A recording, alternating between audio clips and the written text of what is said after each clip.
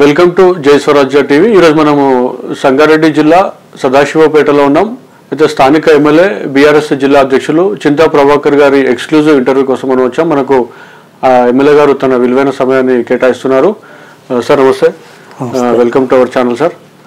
Sir సంగారెడ్డిలో మీరు అధికార పార్టీలో అంటే గతంలో బీఆర్ఎస్ పార్టీలో ఉన్నప్పుడు మీరు అదేవిధంగా మున్సిపల్ చైర్మన్గా, తర్వాత అంతకుముందు కౌన్సిలర్గా కూడా మీ రాజకీయ ప్రస్థానం ఉంది, మీరు సేవ చేస్తూ వస్తున్నారు. కాబట్టి మిమ్మల్ని కౌన్సిలర్ స్థాయి నుంచి మున్సిపల్ చైర్మన్ ఎమ్మెల్యే దాకా ఎదగలిగారు. అయినా కూడా మీరు ఎమ్మెల్యే అయినా కూడా స్థానికంగానే ఉంటూనే ఉన్నారు. అంటే జనరల్గా ఎమ్మెల్యే అంటే మంత్రి అంటే హైదరాబాద్లో ఉండడం, ప్రజలు హైదరాబాద్కి వెళ్ళి కలవాల్సిన పరిస్థితి ఉంటుంది. కానీ ఉమ్మడి జిల్లాలో మీరు స్థానికంగా ఉండే నాయకుడిగా పేరుంది. ఎట్లా చూస్తారు సార్? అంటే మీరు ప్రజల్లో ఉండడం, ముఖ్యంగా మీరు ఎమ్మెల్యే స్థాయి వచ్చినా కూడా మీ సొంత ప్రాంతమైన సదాశివపేటలోనే ఉంటూ వస్తున్నారు. ప్రజలకు మీకున్న మమేకం. అందరికీ నమస్కారం. మొట్టమొదట మాది రాజకీయపరమైన ఫ్యామిలీ కాదు. మున్సిపల్ చైర్మన్గా డైరెక్ట్గా నన్ను ప్రజలు ఆశీర్వదించడం అది నా అదృష్టం. అప్పటి నుంచి ఇప్పటి వరకు కూడా స్థానికంగా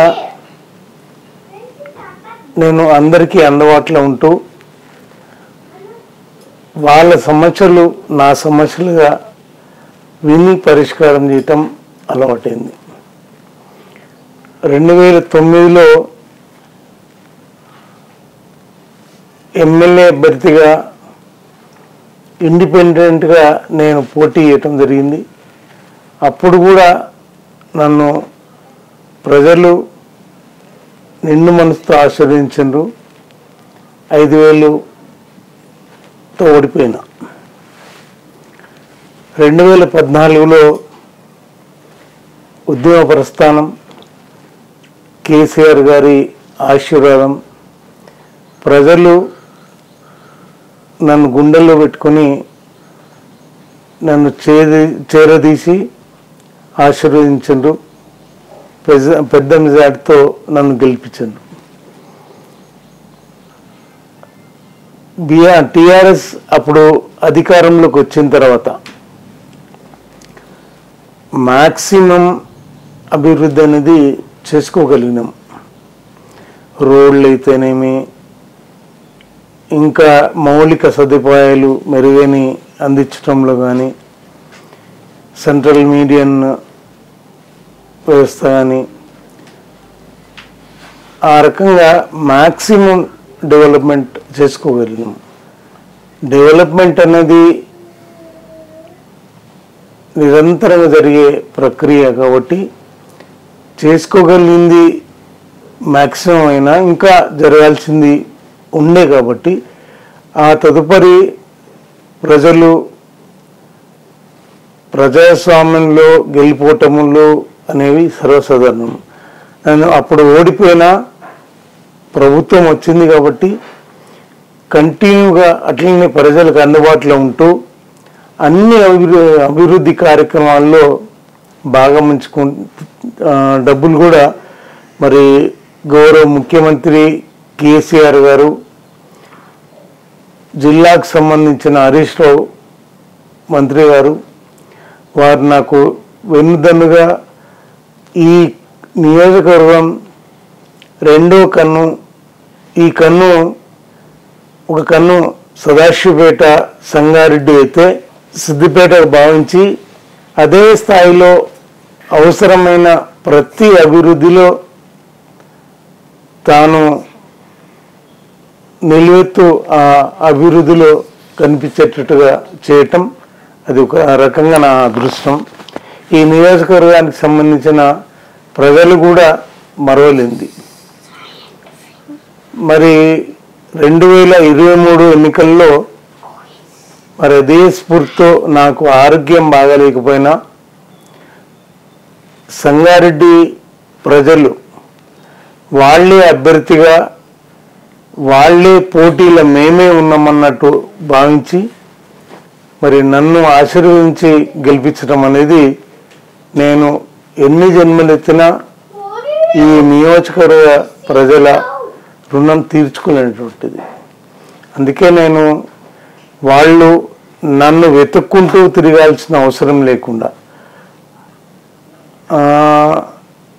నాకోసరం యాత్ర పడుతూ ట్రాన్స్పోర్టేషన్కి సంబంధించి ఖర్చు పెట్టుకుంటా తిరగటం నాకు ఇష్టం లేదు. అందుకే నేను ఎప్పుడూ అందుబాటులో ఉంటా. ఈ సంగారెడ్డి నియోజకవర్గానికి సంబంధించి 4 మండలాలు, సదాశివపేట మండల్, ఈరోజు సదాశివపేట టౌన్ కానీ, కొండాపూర్ కానీ, కంది, సంగారెడ్డి మండలం కానీ, సంగారెడ్డి పట్టణం కానీ ఎప్పుడూ వాళ్ళకి అందుబాటులో ఉండి నేను వాళ్ళ సమస్యలు వినటం, పరిష్కారం చేయటం నాకు అప్పటి నుంచి అలవాటైంది. కాబట్టి ఇప్పుడు కూడా వాళ్ళతో మమేకమై ఉంటాం. మీరు అధికార పార్టీ ఎమ్మెల్యే ఉన్నారు, అప్పుడు టీఆర్ఎస్ కానీ బీఆర్ఎస్ అధికారంలో ఉంది రాష్ట్రంలో, మీరు ఎమ్మెల్యే ఉన్నారు. సంగారెడ్డికి మీ గుర్తింపుగా అంటే మీరు ఎమ్మెల్యే ఉన్న హయాంలో, అధికార పార్టీలో ఉన్న హయాంలో సంగారెడ్డికి తీసుకొచ్చినటువంటి ప్రాజెక్టులు కానివ్వండి, లేదంటే చెప్పుకోదగ్గటువంటి చాలా చేస్తున్నారు, రోడ్లు కానీ మౌలిక వసతులు, కానీ కీలకమైనటువంటి అభివృద్ధి ఈ పని అని చెప్పుకోవడం ఏం చెప్తారు? ఇప్పుడు అభివృద్ధి అనేది నిరంతరంగా జరిగే ప్రక్రియ. అదే కాకుండా మిషన్ కాకతీయ అప్పుడు ప్రవేశపెట్టినటువంటి మిషన్ కాకతీయలో ఈ సంగారెడ్డి నియోజకవర్గంలో దాదాపు 111 కోట్ల రూపాయలు ఖర్చు పెట్టి పూడికతీత కానీ, పునరుద్ధరణ కానీ, ఈ రిపేర్లు చేయించడం కానీ, బండ్లు తెగిపోయిన మరమ్మతులు చేయించడం కానీ, వీటన్నింటికి సంబంధించి అది చేసుకున్నాం. అంటే రైతులు ప్రధానంగా వ్యవసాయ ఆధారిత కుటుంబాలకి ఎటువంటి నష్టం జరగవద్దు, ఈ చెరువులు ఈ కుంటలన్నీ సస్యశ్యామలంగా ఉండాలి అన్న ఉద్దేశంతో తీసుకున్న ఆ స్కీమ్ పూర్తి స్థాయిలో దాన్ని ఉపయోగించుకోవడం జరిగింది. అదే కాకుండా పంచాయతీరాజ్ రోడ్లు కానీ, ఆర్ఎండ్బి రోడ్లు కానీ పూర్తి స్థాయిలో అప్పుడు అన్నీ రిపేర్లు చేయించుకున్నాం. అన్నీ బీటీ రిన్యూవల్స్ కానీ, రోడ్లు స్ట్రెంగ్తైన్ చేయించడం కానీ. ఒక రకంగా చెప్పాలంటే కొండాపూర్ మండలంలో మల్కాపూర్ నుంచి మైతాబ్ ఖాన్ కూడా వరకు వెళ్ళినటువంటి పరిస్థితి ఉండేది. మోకాళ్ళు మోచేతలంత గుంతలతో ఎప్పుడన్నా రాత్రి వేళలో సంగారెడ్డికి కానీ ఆ ఊరు వదిలి ఇంకెక్కడన్నా వెళ్దామన్న గ్రామాలకు సంబంధించిన ఆ రోడ్డు పరిస్థితి చాలా దయనీయంగా ఉండేది. మొట్టమొదట పంచాయతీరాజ్ ద్వారా ఒక 5 కోట్లతో ఆ రోడ్డు మరమ్మతు చేయించుకున్న 6 నెలలకే, ఎందుకంటే అక్కడ బియర్ కంపెనీలు ఉన్నాయి, ఆ కంపెనీలన్నీ ఉండటంతో హెవీ లోడ్ వెహికల్స్ వెళ్ళటం, దాంతో ఆ రోడ్లు ఇమ్మీడియట్గా చెడిపోవటం జరిగింది. సిఆర్ఐ ద్వారా 22 కోట్ల రూపాయలు ఖర్చు పెట్టి ఆ రోడ్ను పూర్తి స్థాయిలో మరమ్మతు చేసుకున్నాం. అంటే అటువంటివే కాకుండా నేషనల్ హైవే మీద అప్పుడున్నటువంటి ప్రభుత్వం కానీ అధికారులనుకో ప్రజాప్రతినిధులనుకో పట్టించుకోకపోవడంతో, డిపిఆర్ చూడకపోవడంతో ఆ మల్కాపూర్ దగ్గర డైరెక్ట్గా వాహనాలు వెళ్తూ ఉండే, దానికి చాలా యాక్సిడెంట్లు అయి ప్రాణాలు పోయినటువంటి పరిస్థితి. దానికి అండర్ పాస్ రోడ్డు మరమ్మతు చేయించుకోవడం జరిగింది. దానికి 26 కోట్లు ఖర్చు పెట్టి అప్పుడున్న ఎంపీ ప్రభాకర్ రెడ్డి గారు అది శాంక్షన్ చేయించడం జరిగింది. అదే కాకుండా సంగారెడ్డి జిల్లాకి ఈ చుట్టుపక్కల గ్రామాలకు కానీ, పక్క రంగారెడ్డి జిల్లాకు సంబంధించి కొన్ని గ్రామాలకి ఇక్కడ ఉన్నటువంటి మెడికల్ కాలేజ్ చాలా అత్యవసరం. అప్పట్లో ఏదో ప్రయత్నం జరిగితే ఆ కాంగ్రెస్ ప్రభుత్వం చేయలేదు. మరి మనకు ఈ కాలేజ్ అవసరం అన్నప్పుడు కేసీఆర్ గారు 2018 పబ్లిక్ మీటింగ్లో బహిరంగంగా వారు నేను ఖచ్చితంగా మెడికల్ కాలేజు సత్వరంగా అది పనులు జరిగేటట్టుగా నేను శాంక్షన్ ఇస్తా అని చెప్పి అప్పుడు ముఖ్యమంత్రిగా ఉన్న కేసీఆర్ గారు చెప్పడం, హరీష్ రావు గారు ఆ జరిగిన ఎన్నికల తర్వాత ఆ పనులు సత్వరంగా జరిగి మెడికల్ కాలేజు ప్రారంభం అయ్యేటట్టుగా వారు చూడటం అనేది ఒక గొప్ప అవకాశం. సరే, ఇక్కడ ఒక చిన్న క్వశ్చన్. అయితే మెడికల్ కాలేజ్ సబ్జెక్ట్ వచ్చింది కాబట్టి మెడికల్ కాలేజ్ నేను అసెంబ్లీలో మాట్లాడి అసెంబ్లీలో లేవనెత్తి అప్పుడు ముఖ్యమంత్రి కేసీఆర్ గారితో మాట్లాడి నేను డిమాండ్ చేయడం వల్లే సంగారెడ్డికి మెడికల్ కాలేజ్ వచ్చిందని చెప్పి ప్రస్తుత మాజీ MLA TPCC working president Jaggareddy పలు సందర్భాల్లో చెప్పిన విషయమే మీ దృష్టికి కూడా వచ్చి ఉంటుంది. అయితే అప్పుడు సరే మెడికల్ కాలేజ్ ఇచ్చినప్పుడు బీఆర్ఎస్ హయాం ఉంది, అధికారంలో ఉన్నారు. మరి అప్పుడు మీరు మాజీ ఎమ్మెల్యే ఉన్నారు, ఈయన ఎమ్మెల్యే ఉన్నారు జగ్గారెడ్డి గారు కాంగ్రెస్ నుంచి. ఇప్పుడు ఇది ఎవరి ఖాతాలో చూడాల్సి అటు కాంగ్రెస్ ఎమ్మెల్యే ఆయన ఇచ్చినట్ట లేకపోతే మీరు సాధించారు? దానికి వక్రీకరించి వక్రభాష్యం రాజకీయం చేయటం ఇప్పుడు కూడా ఇంకా అవసరమైతే లేదు. బీఆర్ఎస్ ప్రభుత్వమే ఉండింది, మంత్రి హరీష్ రావు గారు ఉన్నారు హెల్త్ మినిస్టర్గా, సీఎం కేసీఆర్ గారు ఉన్నారు. ఈ ప్రభుత్వం నిధులు ఈ ప్రభుత్వం మంజూరు ఇచ్చింది, అది నా కోరిక మేరకని అప్పుడున్న ముఖ్యమంత్రి బహిరంగంగా సభలో చెప్పినాడు.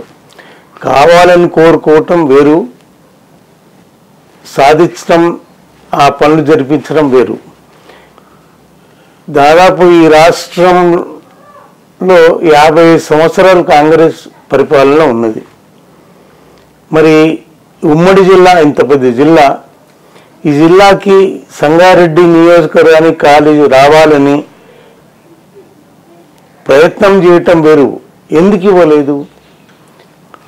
ఈరోజు కాంగ్రెస్ అధికారంలో ఉండి ఈ రాష్ట్రం మొత్తంలో ఎన్ని మెడికల్ కాలేజీలు ఇచ్చింది అందరికీ తెలుసు. మీరు అన్నట్టు అప్పుడు ఉమ్మడి జిల్లాలో 3 మంత్రులు కూడా ఉన్నారు మనకు. కాబట్టి ఇప్పుడు గొప్పలు చెప్పుకోవటం, దాని గురించి మాట్లాడుకోవటం అంత ఇష్టమైతే లేదు. ఖచ్చితంగా ఇది కేసీఆర్ గారు, మంత్రి హరీష్ రావు గారు వాళ్ళ కృషి, వాళ్ళ ఆశీర్వాదంతో వచ్చింది అనేది మాత్రం ప్రజలందరికీ తెలుసు. ఎంత చెప్పుకున్నా ప్రజలకు తెలుసు. నిర్ణేతలు వాళ్ళే కదా. సరే, అయితే ఇదే అంశంలో ఇంకొక క్వశ్చన్. అయితే ఇటీవలే మన జిల్లా నుంచి ఉన్నటువంటి ఆందోళన ఎమ్మెల్యే వైద్యశాఖ మంత్రి ఈ మెడికల్ కాలేజ్ పనులు పరిశీలించడం జరిగింది గత 2 రోజుల వారం క్రితం. జగ్గారెడ్డి గారు కూడా ఉన్నారు. అయితే పనులు నత్తనడకన సాగుతున్నాయి. గత బీఆర్ఎస్ హయాంలో ప్రారంభమైనప్పటికీ కూడా వాళ్ళ పనులపై పర్యవేక్షణ లోపం వల్లే ఇప్పటికింకా పూర్తి కాలేదు అనే అంశం మాట్లాడడం జరిగింది. ఎట్లా చూస్తారు మీరు? పనులు అనేది జరగాల్సిన కంటిన్యూ జరుగుతాయి ప్రాసెస్. అది ఎలక్షన్ కంటే ముందు కూడా కొన్ని శంకుస్థాపన జరిగినాయి, కొన్ని ఇంకా జరగాల్సినవి అవి జరుగుతున్నాయి ప్రాసెస్. అంటే పూర్తి ఒకటేసారి శాంక్షన్ ఇచ్చిన తర్వాత ఏకకాలంలో మొత్తం పనులన్నీ అయిపోవు. ఈరోజు ప్రభుత్వం మారింది, వాళ్ళు చేయాలి. దాని గురించి విమర్శించుకుంటా పోతే ప్రజలు దాన్ని ఇష్టపడరు. మీరు ఆ గతంలో మేము చేసింది అసంపూర్తిగా ఉంటే దాన్ని పూర్తి చేయాల్సిన బాధ్యత ఇది. అది కంటిన్యూ ప్రాసెస్. అంటే పనుల్లో నిర్లక్ష్యం వహించరు, నిర్లక్ష్యం కంటిన్యూ నడుచుకోలేదు అనేది వాళ్ళ విమర్శ. కంటిన్యూగా నడుస్తుంది. స్పీడప్ చేస్తామేమని కూడా మాట్లాడడం జరిగింది. వాళ్ళు ఇప్పుడు చెయ్యాలి, చేసి చూపించాలి, ప్రజలు గమనిస్తూ ఉంటారు. సరే, ఇంకొక అంశం ప్రోటోకాల్ వివాదం. ఇప్పుడు మీరు ఎమ్మెల్యే ఉన్నారు, మాజీ ఎమ్మెల్యే జగ్గారెడ్డి గారు సతీమణి జిల్లా అధ్యక్షురాలు ఉన్నారు. ప్రోటోకాల్ వివాదం కూడా వచ్చింది. ఈ మధ్య మీరు స్పీకర్ కూడా ఫిర్యాదు చేయడం జరిగింది. ఆ అంశం గురించి చెప్పండి సార్. ఆ విషయంలో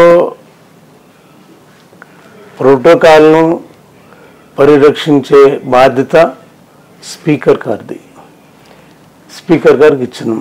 అధికారం ఏ పార్టీ అధికారంలోకి వచ్చినా ప్రజాప్రతినిధికి గౌరవం ఇవ్వాల్సిన బాధ్యత అధికారులది. కానీ వాళ్ళు ఆగలేకుండా కొన్ని ఇబ్బందులు క్రియేట్ చేసింది కాబట్టి వాళ్లకు ప్రోటోకాల్ ఇబ్బంది వస్తుంది కాబట్టి ఇది గమనించి ఇది న్యాయం చేయాలని చెప్పి ఆయన కోరడం జరిగింది. గతంలో మేము కూడా అధికారం ఉన్నా మేము ఓడిపోయిన తర్వాత ఎక్కడ అధికార కార్యక్రమాల్లో భాగం పంచుకోలేదు. మేము మంత్రి వచ్చినా ఎవరు వచ్చినా భాగం పంచుకోలేదు.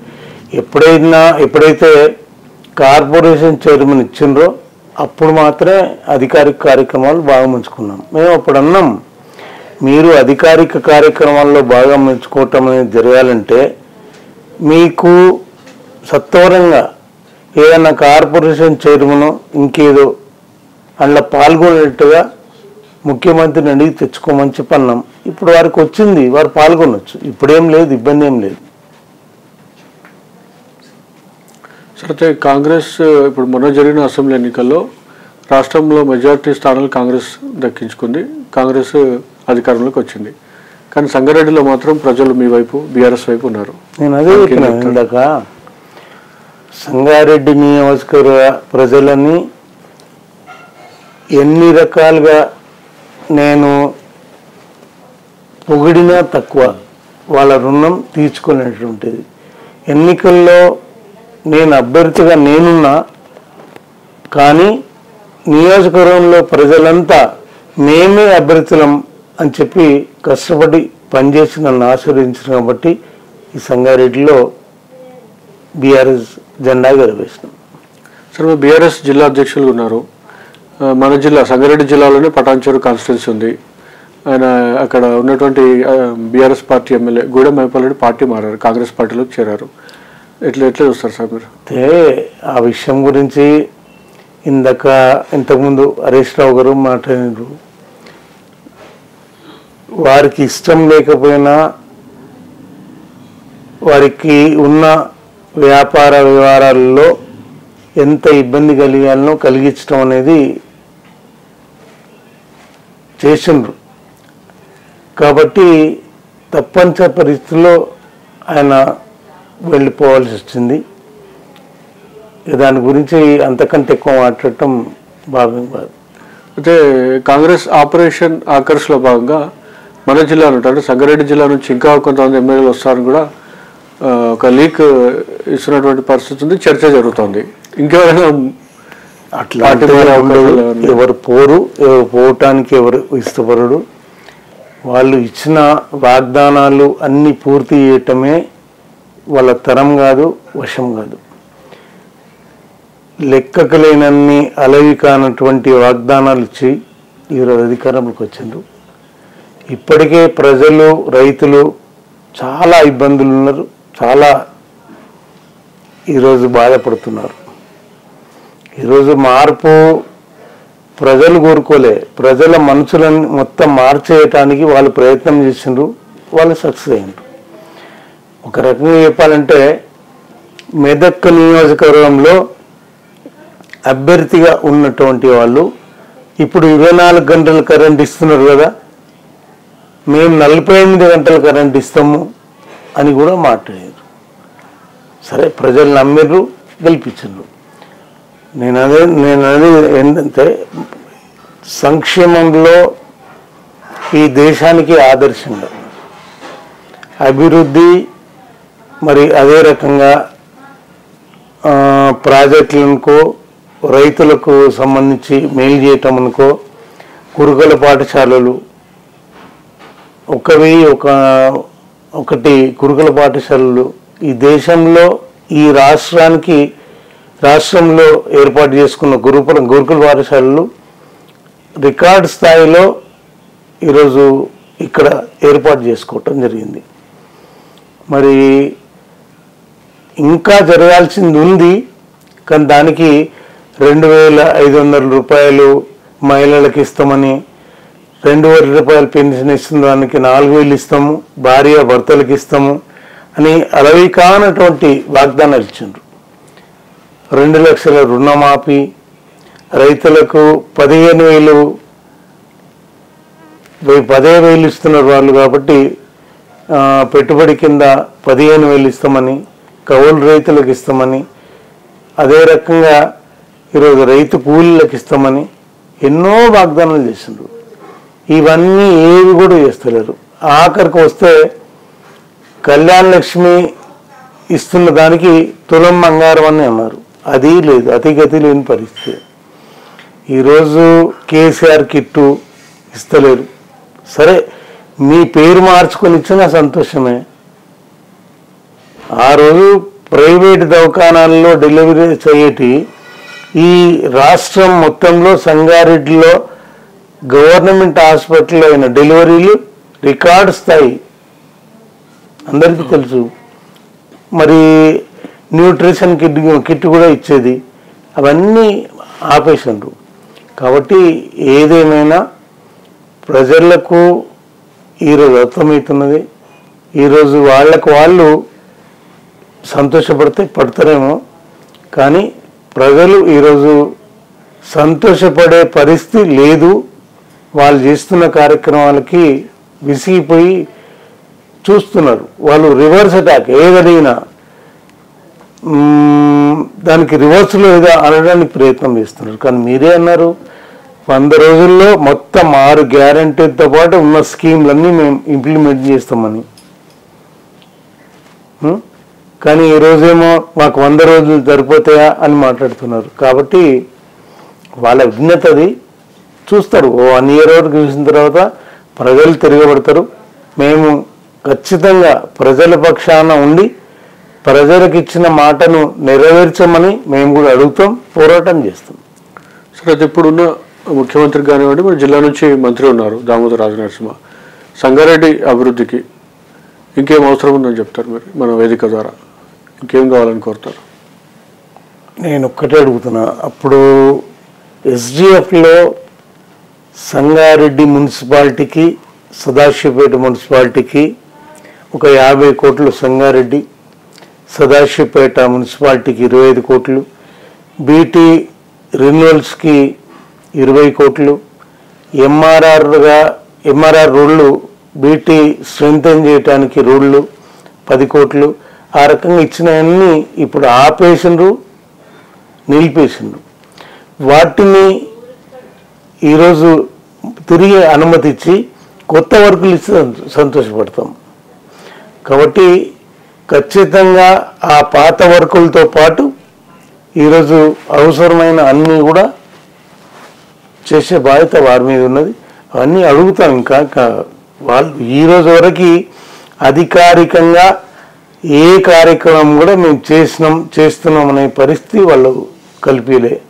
8 నెలలు అయింది, ఒక్క టెంకాయ కొట్టి స్టార్ట్ చేస్తున్న పరిస్థితి లేదు. ఏమేమి కావాలనే దానికి ఈ సంగారెడ్డి నియోజకవర్గంలో అవసరమైన అన్నీ అడుగుతాం. సార్, ఇప్పుడు నియోజకవర్గంలో మీరు గతంలో అధికార పార్టీ ఎమ్మెల్యే ఉన్నప్పుడు, ప్రస్తుతం కూడా మీరు ఎమ్మెల్యే ఉన్నారు, బట్ బీఆర్ఎస్ ప్రతిపక్షంలో ఉంది. అయినప్పటికీ మీరు అధికార పార్టీ ఎమ్మెల్యే ఉన్నప్పుడు నియోజకవర్గంలో విద్యా వైద్యంపై మీరు ప్రత్యేక దృష్టి పెట్టారు. అప్పుడు కొన్ని లైక్ ఉర్దూ మీడియం స్కూల్ భవనాలు కానివ్వండి, లేకపోతే సంగారెడ్డిలో ఉన్నటువంటి హజ్ హౌస్ నిర్మాణం కానీ మీరు అప్పటి మంత్రి హరీష్ రావు గారి చేతుల మీదుగా చేయడం జరిగింది. ప్రస్తుత భవనాల నిర్మాణ పరిస్థితి ఎట్లా ఉంది? భవనాలు పూర్తి దశలో కంప్లీట్ అయినాయి. ఇంకా కొద్దిపాటి డబ్బులు అవసరం పడతాయి. వాటిని పూర్తి చేసుకోవాలని చెప్పి మంత్రి గారికి అడగటం జరిగింది. వారు సానుకూలంగా అది పూర్తి చేసుకున్నామన్నారు. మినీ హౌస్ దానికి 2 కోట్లు ఖర్చు పెట్టడం జరిగింది. ఇంకా కొంత డబ్బులు అవసరం, దాన్ని పూర్తి చేసుకుంటాం. అది కూడా ఇనాగరేషన్ తొందరగా పెట్టుకుంటే బాగుంటుందని చెప్పాను. ఇంకా కూడా ఆయన హెల్త్ మినిస్టర్ కాబట్టి వారికి సదాశివపేటలో ఉన్న అన్ని గ్రామాలు తెలుసు. బస్తీ దవాఖానాలు అప్పుడు ఉన్నటువంటి ప్రభుత్వం మంత్రి హరీష్ రావు గారు, మాజీ మంత్రి హరీష్ రావు గారు 21 వసతి దవాఖానాలు ఇవ్వటం జరిగింది. ఆ భవనాలు కొన్ని పూర్తయినాయి, కొన్ని ఇంకా కంప్లీట్ చేసుకోవాల్సింది ఉంది, కొన్ని ఇంకా ప్రారంభం జరగాల్సింది ఉంది. వాటన్నింటికి కొంత డబ్బులు కావాలి అని అడిగినాం. అది కూడా వారు సానుకూలంగా స్పందించారు. అదే కాకుండా డెవలప్మెంట్కి సంబంధించి కూడా ప్రపోజల్ అన్నీ కూడా వారికి ఇవ్వటం జరిగింది. దానికి కూడా వారు సానుకూలంగా స్పందించారు. సంతోషం. అవన్నీ పూర్తయితే కొత్త అనుమతులు ఏమైనా తర్వాత ఇస్తే బాగుంటుందని చెప్పన్నాం. వీటిని మాత్రం పూర్తి చేసుకోవాలని చెప్పన్నాం. హాస్పిటల్లో ఉన్నటువంటి మెడికల్ కాలేజ్ భవనాలు, అదే రకంగా నర్సింగ్ కాలేజ్ భవనం కానీ అవన్నీ పనులు త్వరితగతిన సత్వరంగా పూర్తి చేయాల్సిన బాధ్యత కూడా వారి మీద ఉంది. వారు ఖచ్చితంగా చేస్తాననే నమ్మకం కూడా మాకుంది. సార్, అయితే ఇప్పుడు బీఆర్ఎస్ పార్టీ చీఫ్ గులాబీ బాస్ కేసీఆర్ విద్యుత్ కమిషన్ వేయడం రాష్ట్ర ప్రభుత్వం, లేకపోతే కాళేశ్వరం కానివ్వండి, లేదంటే ఈ ప్రాజెక్టులపై స్కామ్ జరిగింది, కమిషన్ ఏర్పాటు చేయడం ఏం జరిగిందని చెప్పి కమిషన్ ఏర్పాటు చేయడం, ఆ కమిషన్ చైర్మన్ కూడా ఇటీవల మారడం, వీటిని ఎట్లా చూస్తారు? ఇప్పుడు వారు చేయాల్సిన పని చేయకుండా గత ప్రభుత్వం ఇది చేసింది అది చేసింది అని చెప్పి తప్పులు లేపి చూపించటం వాళ్ళకి పరిపాటైంది. లోపాలు ఏమన్నా ఉంటే వాటిని సరిదిద్దాలి, సరిదిద్ది చేసుకుంటూ పోవాలి. నిజంగా ఏదన్నా అట్లాంటి జరిగిందంటే చట్టం దాని పని చేసుకుంటూ పోతుంది. ఊరికే చేయాల్సింది పక్కకు పెట్టి వాటినే తప్పులనే ఎత్తి చూపించటం అనేది 5 సంవత్సరాలు గడిచిపోయిన తర్వాత వీళ్ళు చేసేది ఏముంటుంది? కమిషన్ పెట్టినా, ఎవరు పెట్టినా, ఏది పెట్టినా వాళ్ళకి పూర్తి హక్కు ఉన్నది. వాళ్ళు ఏది చేసినా దాన్ని శిరసాగిస్తామని ఆల్రెడీ మంత్రి మన హరీష్ రావు గారు చెప్పిండ్రు, కేటీఆర్ గారు చెప్పిండ్రు. దాన్ని స్వాగతిస్తాం మేము, అంతే. సరే, అసెంబ్లీ సమావేశాలు ఎట్లా జరిగినట్టు ఇటీవల? అసెంబ్లీ ప్రజలందరూ అసెంబ్లీ సమావేశాలు సభ్యులకు మాట్లాడే అవకాశం ఇవ్వలేదు అనేది అలవాటు అయిపోయింది, పరిపాటైంది. వాళ్ళకి అడిగిన దానికి ఏ సమాధానం కూడా చెప్పే జవాబాదారీతనం వారికి లేదు. వారు రివర్స్ అటాక్లో అందరి గొంతులు నొక్కుతూ ఈరోజు ఆ సభా సాంప్రదాయాలు, ఆ గౌరవం కాపాడినట్టు అయితే కనిపించలేదు. అయితే మాజీ ముఖ్యమంత్రి కేసీఆర్ గారు అసెంబ్లీకి రాలేదు, అదే ప్రధాన చర్చ. కేవలం బడ్జెట్ ప్రవేశపెట్టారు. ఆ తర్వాత మేము ప్రభుత్వాన్ని, అంటే కాంగ్రెస్ ప్రభుత్వాన్ని వీళ్ళ తప్పులను చీల్చి చెండాడుతాం అన్నారు, కానీ కేసీఆర్ గారు రాలేరనేది కాంగ్రెస్ మంత్రులు ఆరోపిస్తున్నారు. వారే చెప్పిండ్రు నెక్స్ట్ సమావేశాల నుంచి కంటిన్యూ వస్తా అన్నారు. ఓపిక పట్టాలి. వాళ్ళు దాన్ని అది కూడా తప్పు అన్నట్టుగా ఎత్తి చూపించడం కరెక్ట్ కాదు. లేరా, ఇంతమంది ఉన్నారు. సార్, చివరిగా బీఆర్ఎస్ ఓటమికి ఇంత, అంటే అసెంబ్లీ ఎన్నికల్లో కొంచెం మేర ప్రభావం చూపినప్పటికీ పార్లమెంట్లో కూడా దాదాపుగా తుడిచిపెట్టుకుపోయినటువంటి పరిస్థితి తెలంగాణలో ఉంది. ఈ రెండింటికి సంబంధించి అటు అసెంబ్లీ కానివ్వండి, అటు ఎంపీ ఎన్నికలకు సంబంధించి ఎట్లా విశ్లేషణ ఎట్లా సార్? వాస్తవంగా ఏంటంటే మనం ప్రాంతీయ పార్టీగా అధికారం ఉంటే ఒక రకంగా ఉండేది. ఈ జరిగిన ఎన్నికలైతే ఈరోజుకి అందరి కళ్ళకు కట్టొచ్చినట్టు కనిపించింది. ఏంటంటే మోదీ ఉండాలి, మోదీని దించాలి, ఆ రెండింటి మీదనే దేశం మొత్తంలో ఎన్నికలు జరిగినాయి. మోదీకి అనుకూలంగా వేసిండ్రు. మోదీకి అనుకూలంగా అయిన వాళ్ళు కాంగ్రెస్కి అనుకూలంగా వేసిండ్రు.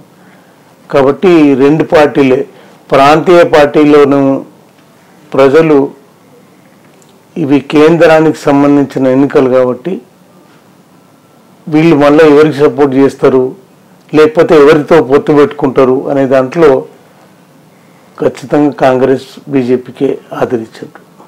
సార్, ఇటీవల బీఆర్ఎస్ బీజేపీలో విలీనం అవుతుంది అనే వార్తలు కూడా వస్తున్నటువంటి పరిస్థితి.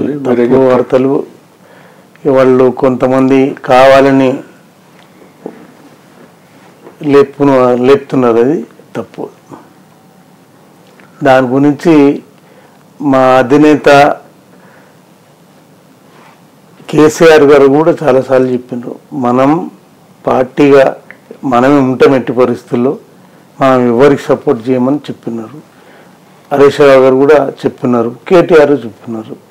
ఇంకా దాని గురించి చర్చ అవసరం లేదు. సార్, కవిత అరెస్ట్ని ఎట్లా చూస్తారు? ఇప్పుడు ఇదే కేసులో ఉన్నటువంటి సిసోడియాకు కూడా బెయిల్ వచ్చింది. బెయిల్ వస్తుంది, ఖచ్చితంగా వస్తుంది. ఈ మంత్లో బెయిల్ రావచ్చు. అంటే అరెస్ట్ ఎట్లా చూస్తారు మీరు? అంటే ఈ అరెస్ట్ బీఆర్ఎస్ చెప్తుంది అక్రమ అరెస్ట్, కేసులు కేసులు అంటారు. కక్ష సాధింపు కేసులు. మోడీకి అనుకూలంగా ఉంటే ఈడీ ఉండదు, ఐటీ ఉండదు, సిబిఐ ఉండదు, ఏముండదు. మోడీకి అనుకూలంగా ఎంతమంది అయితే తప్పులు చేసిన వాళ్ళు బీజేపీలో జాయిన్ అయినరో వాళ్ళందరి మీద ఎంక్వైరీలు లేవు, తప్పులు చేసినవి తొక్కి పెట్టేస్తారు. అవి చూస్తూనే ఉన్నాం కదా. సార్, చివరిగా స్థానిక సంస్థల ఎన్నికలు రాబోతున్నాయి, ఎట్లా ఉంటుంది? రాష్ట్ర వ్యాప్తంగా కానివ్వండి, బీఆర్ఎస్ తీరు, తర్వాత మన నియోజకవర్గంలో, సంగారెడ్డి నియోజకవర్గంలో ఖచ్చితంగా స్థానిక సంస్థల ఎన్నికల్లో విఘ్నులైన ప్రజలు అందుబాటులో గ్రామ పరిధిలో ఉన్నటువంటి నాయకుడు మాకందరికీ ఉపయోగపడతాడు, మాకు సర్వీస్ అందిస్తాడు అనుకున్న వాళ్ళని ఆశీర్వదిస్తాడు. పార్టీల ప్రభావం దానికంటే ఎక్కువ వ్యక్తుల మీదనే దాని ప్రభావం ఉంటుంది. కాబట్టి దానికి తోడు అధికార పార్టీ ఇచ్చిన హామీలు ఏ మేరకు నెరవేరుస్తున్నదనే దాని మీద కూడా కొంత నిర్ణయం తీసుకుంటారు. Right sir, thank you. ఇది సంగారెడ్డి ఎమ్మెల్యే బీఆర్ఎస్ జిల్లా అధ్యక్షుడు చింతా ప్రభాకర్ గారి మనోగతం. అయితే ప్రస్తుతం కాంగ్రెస్ పార్టీ అధికారంలో ఉంది. ముఖ్యంగా సంగారెడ్డి జిల్లా నుంచి మంత్రి దామోదర్ రాజనరసింహ ఉన్నారు. అయితే పెండింగ్ పనులు అయితే ముఖ్యంగా వైద్యానికి సంబంధించినటువంటి అటు ఉర్దూ మీడియం పాఠశాలలు కానివ్వండి, లేకపోతే ఇటు పిహెచ్సిలు నిర్మాణం కొన్ని పూర్తి చేసుకుని ఇంకొన్ని నిర్మాణ దశలోనే వాటికి నిధులు అవసరం ఉన్న చోట నిధులు ఇచ్చి పార్టీలకు అతీతంగా అభివృద్ధి ఎజెండాగా ముందుకు పోవాలని కూడా ఎమ్మెల్యే చింతా ప్రభాకర్ చెప్తున్నటువంటి పరిస్థితిని. సార్, మీకు ప్రత్యేక కృతజ్ఞతలు, ధన్యవాదాలు కూడా మీ విలువైన సమయాన్ని ఛానల్ కేటాయించినందుకు. Thank you sir. Save a life. Download uBlood app. uBlood for the new blood.